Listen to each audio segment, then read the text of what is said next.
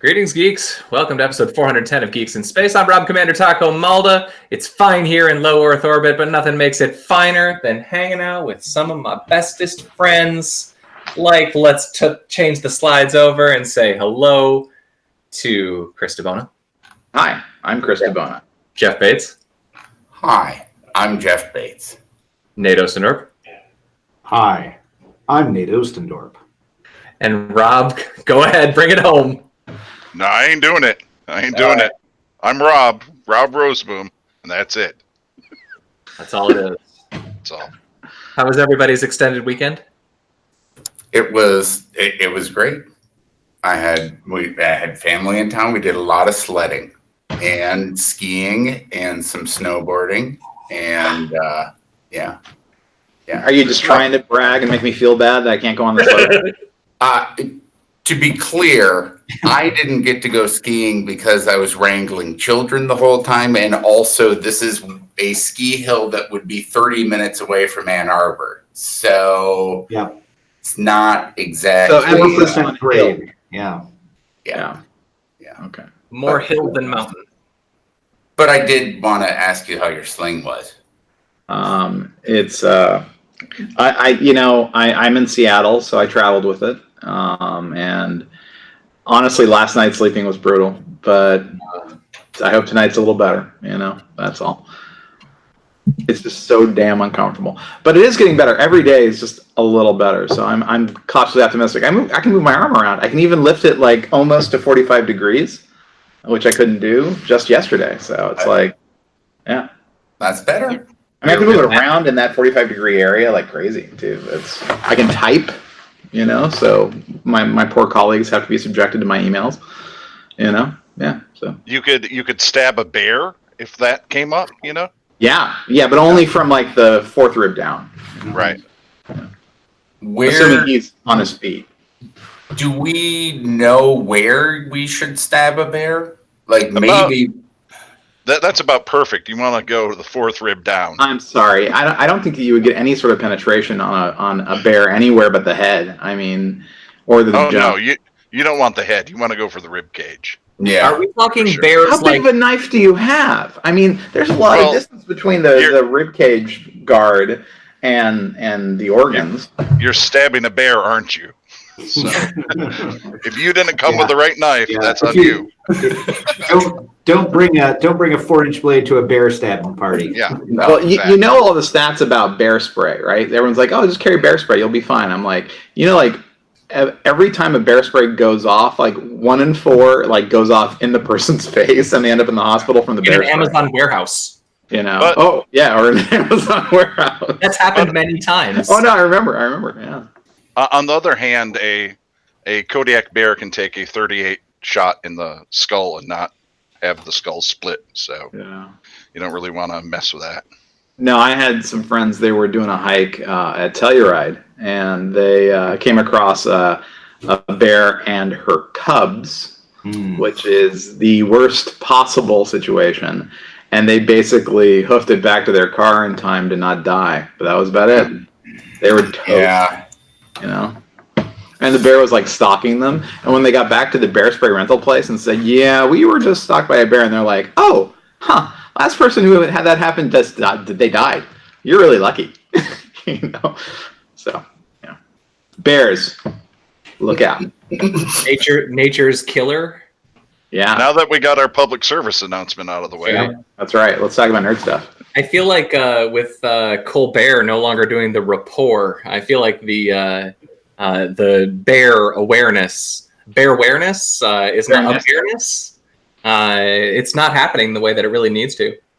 Although all this talk is making me want to watch the Space Ghost episode again about how bears and sharks are naturally friends.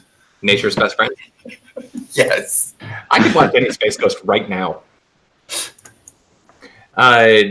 Was the voice of Space Ghost, this segues, was the voice of Space Ghost the same guy who did all of the narration in the Space Quest games? That's a good question. I'll look that up.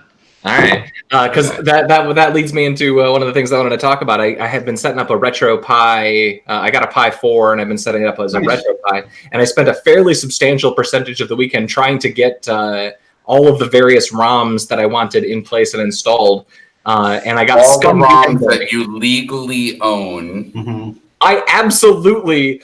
A warehouse of arcade machines that legally owned many copies of Space Quest. Made legal backups of the ROM chips. Rob is really more of a digital archivist, I think. Mm-hmm. This is a project to show off all the fine things that he's kept. I like to collect. What was not working with the Scum VM ROMs? Well, there's a few things that I need to fiddle with the Scum VM ROMs, but one of them is that apparently there's a way to emulate the Roland MT32 on one of the Raspberry Pi cores. So I'm trying to figure out how to do that. But my test game for it was Space Quest 4, and it has like a fairly long dialogue-heavy bad jokes voice narration because the version that I have is a CD version of it. And I'm just kind of wondering because that voice sounded really familiar, and I kept thinking it sounded like Space Ghost. So the Space Ghost actor voice guy was George Lowe, and the Space Quest 4 voice actor narrator was Gary Owens. Bummer. So I failed. But I think what you were thinking was George Lowe. Maybe his brother is Al Lowe of the Leisure Suit Larry series. Also possible. Right? And so maybe that's what you're doing in your head. It's getting all mixed mastered in there. That could be. But my other project was to try to get Daphne working, which is the Laserdisc emulator. So that I play Space Dragon's Lair, the Dragon's Lair and Space Ace. I have no respect for Dragon's Lair or Space Ace, but I have respect for your project. They are shit games. They are terrible games. They are. I remember once spending my $1 at Showbiz Pizza on Dragon's Lair and being like, I wish I had played 4 other games rather than this single game. Well, and back then, that was like a 50-cent game. That was like $1. I just said it was so expensive, dude. Depending on where you lived, it was 50 cents or 75 cents or $1. We lived in the same place. It was a lot to play a fast-paced choose-your-own adventure. I played it at the Salt Lake City arcade that was now where the Whole Foods is at Trolley Square, and it was spending. So I had a weird moment, but I will now hold up for the camera a SD micro card. This is not the SD micro card from my Pi. It's the old one from my Pi that I pulled out, but I put in a 512 gig SD card. Wow. And first of all, I bought that for $80, which kind of boggled my mind. But second of all, I was thinking about what would fit on that. And what fits on that, besides a rousing game of what fits, is every game ever made for every video game platform that existed well into the CD-ROM era. I have like 6,000 Commodore 64 games. And I was just thinking about this, like, where did you put the original discs? Because I know you didn't pirate them. All 6,000 ROMs, man. They're all sitting in cartridges in my basement. This is Michigan. Rob has an entire abandoned warehouse that is filled with arcade machines that he is an archivist for. That's right. Well, I appreciate that. So that's what you appreciate about me. I appreciate that about Jesse. We should make badly Photoshop images of like some of the Detroit ruin porn, and then just Photoshop arcade machines into them and post them in the show notes. So what I was thinking about though is even like the crappiest Commodore 64 game made in 1984 by one guy in like a week. You know, I mean that represents hundreds of man hours. Or human hours. Wait, in 1 week? How did he do hundreds of hours? This was a meth taking. In weeks, yeah. It was like a binge packathon. It was a time travel game. Yeah. But you got other extremes from that same era, right? Like games like Dragon's Lair literally probably had a dude in Korea painting cells in order to make the animation. So I mean, these things, I'm sure that game costs millions of dollars and represents, tens of thousands of man hours of work. So I was just thinking, on that SD micro card, how many man hours are represented by basically everything? Like, this has all the Vectrex games, every Commodore 64. I got 6,000 old DOS games. Okay, so I think the question you should be asking is not how many man hours, but does this represent a depreciating asset? This is the thing about software. For so long, they're like, you get to keep the complete value and with zero copy cost. But eventually, economically speaking, that catches up with you. And so the actual value of the asset must go down if it is that easy to spread around, right? And so all the software business and computer business has been in the margin while that's true, right? So I would put it back to you and say, what is the real value of a Vectrex game from 1986 or 1987 if no one gives a shit anymore? And it takes an enormous investment of time to just build some emulator, right? It's like, the Vectrex game itself inherently isn't that valuable, right?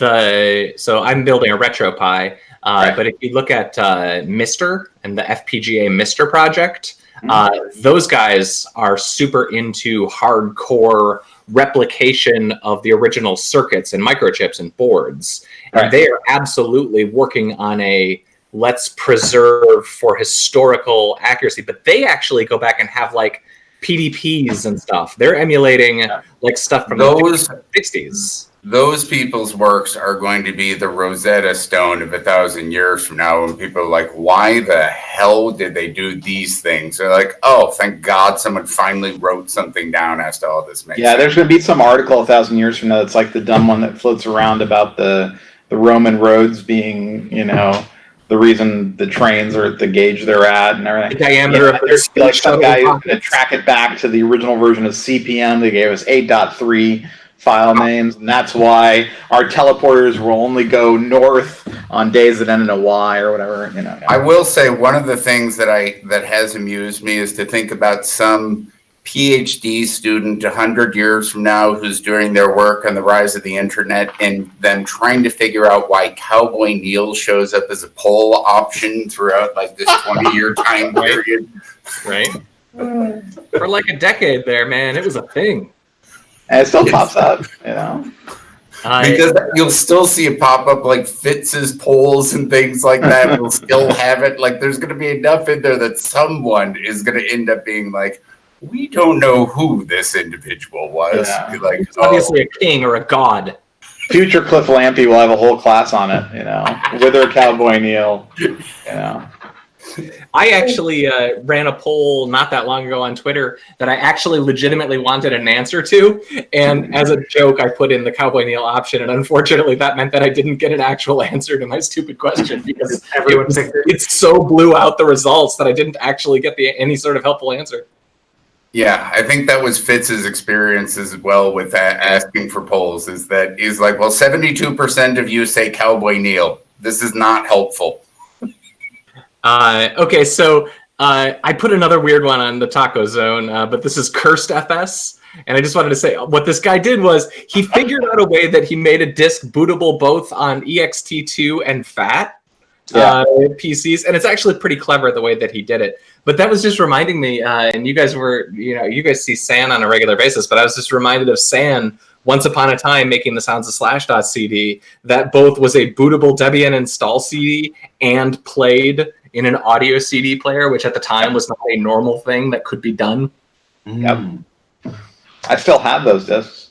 I have a couple of them floating around in my big... Speaking of licensing, I tried to license every single song on that, and I couldn't get Harry Fox or ASCAP to give a crap. I finally got a human being on the phone. They're like, so you're doing how many copies of these songs that we don't even care about? I have to go now. I just have to go. Wait, what is /dot? Wait, what are you talking about? And I was just like, well, Slash has a website. And they're like, Jesus Christ, man. No. I would assume their only question was, wait, you're not Napster? Okay, fine. Yeah, basically. So. Oh, So, boy. Debona, I'm guessing you're the only other person on the line who's seen Avenue 5? I saw Avenue 5 with Go my first. wife because we love Hugh Laurie and we love Armando Iannucci, Yeah. and it just wasn't good. A lot of solid triples and doubles and maybe even a home run between them two. Yeah, for sure. This ain't one of them. So why don't you tell me? I don't want to poison the well. Why don't you tell me what you thought? Well, I mean, you ain't gonna poison my well. The setup of the show is essentially, the spaceship from WALL-E? Well, what if that was out there and something went wrong? It's basically that. It's a good premise for a sitcom, and it's a 22-minute show. It's like it's a short show, but it's interesting because it's playing in the same turf as the Orville, except the Orville started off really weird and silly and goofy and dick and fart jokes, and realized somewhere in the middle of the second season that, oh no, we'll just be like Star Trek. Like we can have some dick and fart jokes, but we're going to be Star Trek. Star Trek where people actually have sex. Right. Well, we're going to be Star Trek. Like After dark. The way that people actually talk, not like like the prissy version of Star Trek. Engage. This show kind of feels the same. Like they need to figure out where they want to be, because they are stirring together the comedy thing, the sitcom format, the tight timelines of a show, and basically what you have is a show where none of the pieces work, but you can see how all of the pieces could work if they just figured out how to reassemble the jigsaw puzzle a lot. Yeah, I mean, that first episode, they were presenting so much stuff. I mean, it was the ground control, the tour at the ground control, the space-time delay, which was moderately, could be funny. It's like all these components could make for a great gag or a great story or the West, the sort of the figurehead who's really just there to talk to the computer, like Sigourney Weaver in Galaxy Quest, that it's, so. There's a lot. They introduced, I don't know, like 6 different guests, because the spaceship is a cruise liner effectively, and they have to introduce like a lot of guests, and like you're always like, okay, I get it, like you're like one of the guys, is that one of the guys from Modern Family or something? Like the guests are all like actors you've seen on other TV shows. They're all relatively well-known actors, and obviously they all need time to develop. But they spend that whole show introducing stuff, and not a lot of fun, except for one like big hijinksy thing, which is the premise of the show, I guess, because now they gotta Voyager it. We're not going to get for 4 years instead of or 1,000 years instead, because we got stuck in the Delta Quadrant. Yeah, the thing is, so it's funny, you mentioned Modern Family, and the thing I absolutely hated about Modern Family was they had so many characters, and they felt like they had to round robin every character every episode, and so you get a sentence out of every character, and it's an enormous waste of time. I don't like them enough to want to be around them for one sentence a day, right? One sentence an episode. So and it's just like, you'd think that HBO, with its long experience developing deep character rosters in a show like Game of Thrones or whatever, would be able to say, maybe we should sort of push it. It's a better comparison for this, because it's a 22-minute show, but Silicon Valley still had like 5 core people that were the main characters and 3 or 4 supporting. And I gotta tell you, after watching this episode, I don't know who is the main characters and who is the supporting characters, except for Hugh Laurie. Yeah. You could literally take any character that was on that show, and they spent 5 minutes telling you why Hugh Laurie wasn't in charge. It's like, okay, god damn it, So I'll give it another episode or 2. But I mean, my wife was basically like, you could almost see on Hugh Laurie's face where he decided this was not going well. Yeah. That's a good sign. Yeah. So Chris, she won't be returning. Chris, where are you? I'm in Seattle in a conference room called By and By in our South Lake Union office. You are like one hue shift away from sitting in front of like a perfect chroma key screen. Right? Yep. And I feel like we should be placing you into various locations more exotic than low Earth orbit. Well, you've got OBS right there, man. You can go. Does OBS do chroma key filtered built right in? Yeah, but I don't know if they do it for given blocks of the screen. Well, I'd have to do it for the entire screen. So then if There's no green behind Jeff. There's a little bit of green in Jeff's coat, but I think you're safe. Yeah. we should just do that as a standard running thing, that there's always something weird behind us for any random greenness. Yeah, I mean, it seems like the price you pay for chroma key. That's right. So I saw a really cool. So you might remember about a year ago there was a sample sort of a show about basically superpowered individuals in Vancouver or something, and they were, it was called. Wait, was this about Harry and Meghan? Was this all? No. No, it was Robbie Amell, who does a lot of Canadian sci-fi, and Stephen Amell. Stephen Amell? Yeah, he's his cousin. Mm-hmm. And Stephen Amell was a writer on it. So they just did something called Code 8, and it started as like a 10-minute long thing that was just, they posted on YouTube as like a sample, right? And it was like, well, there was another thing out called Skywatch. I think it was called Skywatch. And it's basically these kids, it's very Goonies, they're like messing around with and doing pranks using the drone delivery system. And then the drone delivery system sort of bites back. And it's pretty good. And it's obviously like they're trying to do the same thing. Like, we're going to do 10 minutes of this and that's it. And then if people like it, we're going to do the whole thing. So, so that's going on. And I thought that was really cool. And that was called, what was that called? Throw the URL in Discord for me. I will. It was called Skywatch. So yeah, that was really neat. And then the trailer for Guns Akimbo, just Oh my God. hilarious. Holy crap, I forgot about Guns Akimbo. Yeah, so it's basically like a game where you have to kill like the leader, like if Jeopardy was about shooting people. I don't know. And like, but it's not volunteered. You're voluntold to take part in this thing. And so they voluntold Daniel Radcliffe, and they bolted guns to his hands. It's like literally scenes of him like running around with guns bolted to his hands. And he's trying to pull his pants up. I can't put these down, officer. They're bolted to my hands. That may have sold me.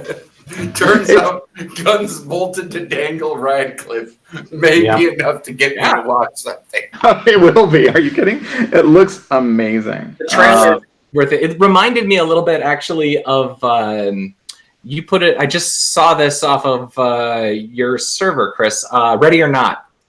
Wow, what a great movie! Which is a fun movie. Like it's no 5-star masterpiece or anything, but it's fun. But it's the same. It looks like the same thing. Like this gleeful. Like embracing of the sort of the horror genre, but like being silly with it and just having fun. Yeah, I was pleasantly surprised by that, and I love the ending that they're like, it's a fantastic ending. Everything they said is true. It was just Satan. Yeah, that was great, and that was Hugo Weaving's daughter, right? Yeah, Tamara. Yeah, it was, and she's great in that movie. She has that next level charisma that she's star. Yeah, every once in a while you'll see someone new show up, and you're like, yeah, we're gonna be seeing her everywhere. The gal that I really feel that. Have you seen Happy Death Day? No.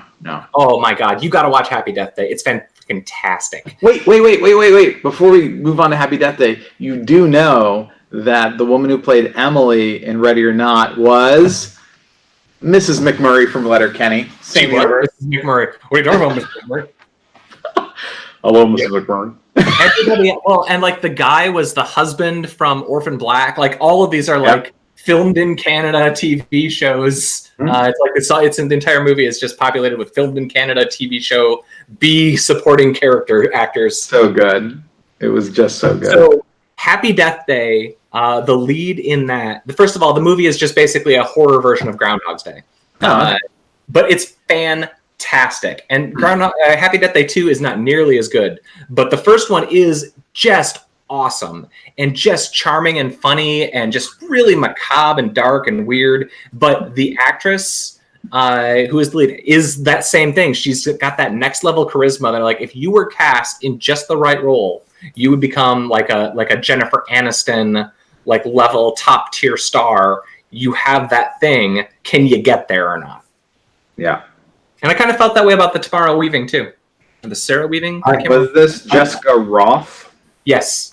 She was also in that musical that came out a few years ago that was really popular. The La La Land. Oh, she was in La La Land. Oh. Yeah, but she was like a minor character. She was like the fourth Hamilton lead.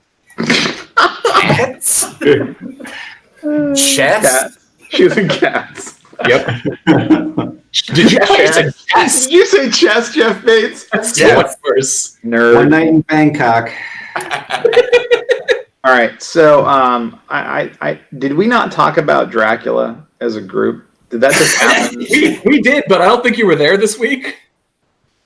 I just we talked about it a little bit, but because the first two episodes they're all right, and then the last one. I actually kind of like the take on it because they because we talked about the focus more. Yeah. They focus more on the boat trip, which they don't get into a lot in the novel. Yeah. All great, and then the third episode shows up, and you're like, "What the fuck?" Stephen Moffat, what the hell? We got a ghost boy, and we got all kinds of. Oh, there's so much weird. Yeah. All right. Well, I don't want to talk about that anymore. So yeah, Dracula's fine for the first two episodes, but then skip the rest. Or watch it because you like train wrecks. Yeah, you almost have to watch the last episode because I think it may be the worst thing I've ever seen on television. It's up there for sure. I don't know. Have you watched Avenue 5 yet? No, Avenue 5 is not as bad as Dracula episode 3. Avenue 5 is as sterile as anything that appears on network TV. And that is very disappointing because normally the Netflix, the HBO, the streaming shows, they actually take it one click further instead of just being pandering and boring and middle of the line like network TV. I was saying this to Kathleen earlier. I think the only 30-minute show on network TV right now, and I could be wrong, but I think the only show worth watching is The Good Place. I don't think I can think of a single 30-minute show that I even care about. Even The Simpsons, The Family Guy, all those, whatever, they're garbage now. And there's a few dramas, but even those aren't really good. I think basically if you are formatted such that you can be broadcast over waves in the sky that can be received for free, you are crap. I can't think of a single exception now, except for The Good Place. So is that the tragedy of the commons, but in content tragedy form? of the spectrum of the public spectrum? And you're casting shade on my 4G network piracy. So So you know what I love about The Good Place? They're ending it on top. They're like, we're out. Yep. We're well, you saw this with we have to talk about this. Damon Lindelof's like, no, I'm not going to do any more Watchmen for a while. Oh, that's right. I forgot about that. Watchmen. And they're like, instead of bringing on some jackass to ruin what he did, they're like, yeah, okay. When you're ready to do it again, let's do it again. And it's like, all right, Yep.